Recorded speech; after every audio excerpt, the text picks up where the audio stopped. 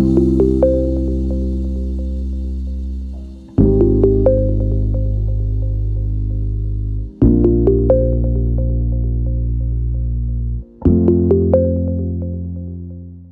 pessoal, tudo bem? Estamos de volta aqui para dar continuidade aos nossos estudos de legislação tributária e hoje nós vamos entrar na nossa 11ª aula. Hoje nós vamos falar sobre o tema extinção do crédito tributário. Então, vou compartilhar aqui com vocês o mapa mental para que vocês possam acompanhar aqui as minhas orientações. Está aí o mapa já com você.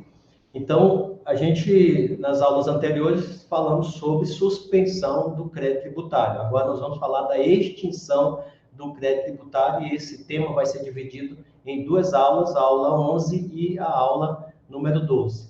Então, nessa aula, nós vamos dar início, então, a esse estudo trabalhando as formas de extinção do crédito tributário conforme está previsto no Código Tributário Nacional. A extinção do crédito tributário, então, ela é um tema muito importante, fundamental, porque ele precisa ser entendido dentro dessa dinâmica das relações entre o fisco e o contribuinte, representando o momento em que vai se encerrar, então, a obrigação tributária. Quais são os nossos objetivos com essa aula? Portanto, é compreender essas diferentes formas de extinção do crédito tributário, analisar de forma crítica a aplicação desses mecanismos em diferentes contextos fiscais e também desenvolver essa habilidade de identificar e aplicar esses conhecimentos sobre a extinção do crédito tributário. Então, o crédito tributário ele representa esse momento em que se encerra a obrigação tributária. A extinção desse crédito, ele está estabelecido lá nos termos do artigo 156 do CTN e vai ser exatamente esse momento que se encerra a obrigação tributária. Nós vamos, nesta aula, falar das modalidades de extinção, pagamento, compensação, transação, remissão, prescrição e decadência. Depois, na aula seguinte, nós vamos dar seguimento com outras modalidades. Vamos começar aqui, então, pessoal, com as formas de extinção do crédito tributário. Não se assuste, ó, que abriu aqui bastante abas. Lembrando, você que é meu aluno de legislação tributária do programa Tô Graduado, que eu vou compartilhar aí com vocês esse mapa mental, tá bom? Não fique tranquilo que você tem acesso a todo o material que é disponibilizado aí no curso. Então, pessoal, a gente começa pelo pagamento, né? O pagamento, ele nada mais é do que o adimplemento da obrigação por parte do sujeito passivo, nós já falamos da relação jurídica, sujeito passivo contribuinte, mediante a entrega de valores correspondentes ao tributo devido aos cofres públicos. O fundamento para o pagamento está no artigo 156, inciso 1. Extingue o crédito tributário de forma direta. Artigo 156, inciso 1. Ele é disciplinado pelo Código Tributário Nacional, dos artigos 159 aí até o 162. Ele vai falar do prazo, do local, dos encargos, dos meios de pagamentos que são aceitáveis. Tudo isso está definido na nossa legislação. Por exemplo, local e prazo para o pagamento estão nos artigos 159 e 160. O regulamento é regulamentado por cada ente federativo, né? O local, prazo e pagamento. O não cumprimento do prazo, ele pode, então, resultar nessa imposição de multas, de juros de mora e outras penalidades administrativas. Já os encargos, eles são decorrentes de atrasos. Nesses encargos, então, estão nos artigos 159 e 160. Aliás, desculpem, artigo 161. O contribuinte ele fica aí sujeito a juros de mora, calculados em razão de 1% ao mês sobre o valor do crédito tributário, tá? Artigo 161. Então, eles podem ser aplicados multas moratórias que variam, então, conforme a legislação do ente tributante. Esses encargos, eles tem um objetivo de compensar o fisco pelo atraso no recebimento do tributo e também para incentivar o cumprimento pontual. Se não tiver juros, não tiver multa, as pessoas não vão pagar em dia, já não pagam, né? Então, em termos práticos, essa multa moratória, ela costuma ser um percentual no valor do tributo devido e aumentado progressivamente conforme o tempo. Os meios de pagamento estão aí no artigo 162 do Código Tributário Nacional. O artigo 162, o crédito tributário pode ser pago em moeda corrente, em cheque ou por meio de compensação de créditos, conforme for permitido pela legislação pertinente. Se o pagamento for efetuado em cheque, o crédito tributário só será extinto após a compensação bancária do cheque. Claro, hoje em dia quase ninguém mais usa o cheque, mas ainda é válido, tá certo? Que é o título de crédito. Caso o cheque seja devolvido, então o pagamento vai ser considerado sem efeito. A compensação de créditos, por sua vez, ela é possível quando o contribuinte possui créditos líquidos e certos com a Fazenda Pública. E aí é o nosso próximo item, que é a compensação, pessoal. O que é a compensação?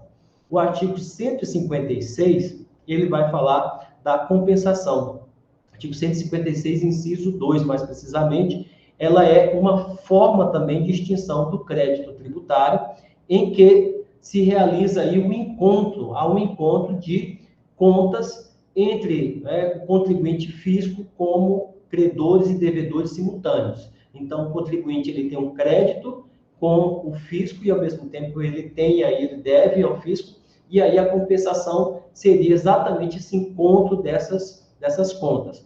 O artigo 170 do CTN, ele determina que a compensação ela deve ser regulada por lei. E depende de autorização pela administração tributária. Então, tudo tem que ter uma regulamentação legal. É necessária aí uma homologação da autoridade competente. Também nós temos o artigo 170A do CTN, que foi acrescido pela Lei Complementar 104 de 2001, vai proibir a compensação de tributos cuja exigibilidade esteja suspensa por decisão judicial ainda não transitada em julgado, evitando, assim, compensações indevidas. Então, esse artigo, ele proíbe a compensação de tributos se ainda tem aí, no caso, né, esteja suspensa por decisão judicial, que não tenha sido transitado em julgado, tá? A transação é uma outra modalidade aqui. Nós temos um artigo 156, inciso 3º do CTN. A transação, portanto, ela é uma outra forma, e ela trata-se de um acordo que vai ser celebrado entre fisco e o contribuinte, no qual as partes elas vão fazer concessões mútuas, né? Então, acordo celebrado entre fisco e contribuinte para encerrar litígios e extinguir os créditos tributários. Nessa modalidade, ela só pode ser utilizada se estiver prevista em lei, uma lei específica que vai regulamentar as condições e os procedimentos para a aplicação dessa transação. O artigo 171 do CTN, ele vem regular essa transação e vai estabelecer que deve ser autorizada por lei e realizada em casos de litígio, ou seja, quando temos aí uma disputa do contribuinte com o fisco e a lei permitindo que seja feita a transação, estabelecendo os termos dessa transação, dando aí a autoridade administrativa para celebrar esse acordo. O artigo, então, 171 deve ser autorizada por lei. Uma outra modalidade muito importante é a remissão. A remissão, pessoal, está no artigo 156, inciso 6. E o que acontece? O crédito tributário ele é extinto por meio do perdão, que pode ser total ou parcial da dívida que for concedida,